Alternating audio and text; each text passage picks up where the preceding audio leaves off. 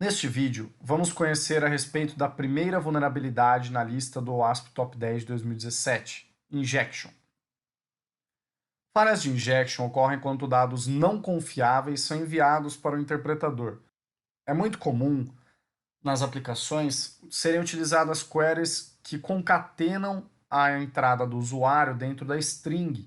Por consequência, algum parâmetro malicioso que o usuário inserir ao invés da informação que normalmente era esperada pode enganar este interpretador e realizar um ataque.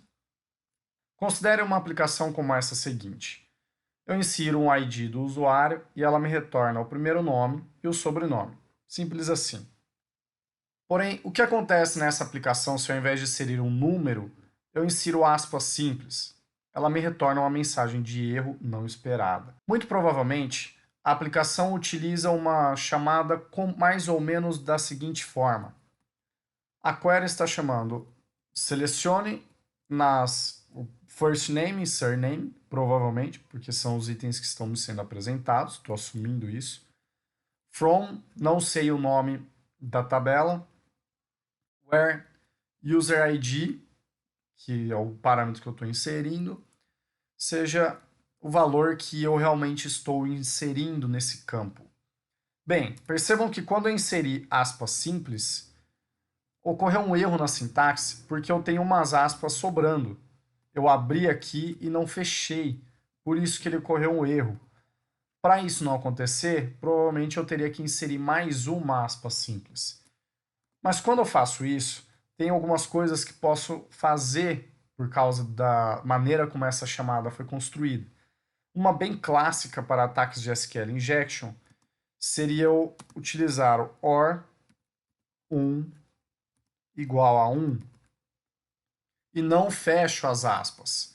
Percebam que quando eu faço isso, ele vai me retornar todas as opções. Portanto, percebam que quando eu insiro o mesmo comando aqui nesse parâmetro de inserção de dados e dou submit, ele realmente me retorna todas as opções. Dessa forma, posso ir brincando com essa aplicação e inserindo comandos maliciosos. Por exemplo, uma vez que eu adquiri informações suficientes a respeito dessa aplicação, eu posso buscar diretamente a tabela de usuários pelo ID e senha. Mas então, como corrigir esse problema? Bem, pegue um exemplo de código em Java, seria algo mais ou menos assim. Um cenário muito semelhante ao anterior, onde estou concatenando a informação do parâmetro de entrada, customer name, na string, o que me permite realizar o mesmo ataque.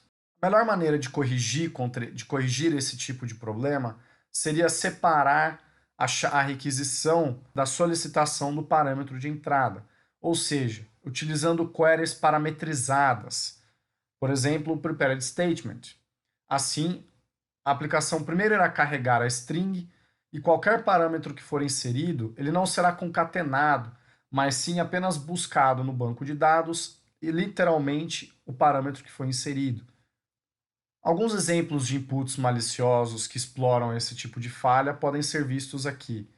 Percebem que vulnerabilidades de injeção não estão sujeitas apenas a SQL, MySQL ou SQL Server.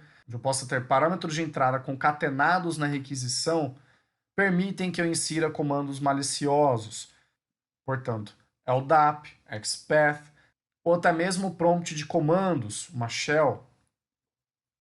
Então lembre-se, qualquer ponto onde um usuário consegue enviar dados ao interpretador como parte do comando ou consulta, pode caracterizar uma falha de injeção. A principal recomendação contra falhas de injeção são utilizar consultas parametrizadas, mas, na medida do possível, também tente implementar algumas outras boas práticas. Algumas vezes pode acontecer de não ser possível utilizar uma consulta parametrizada.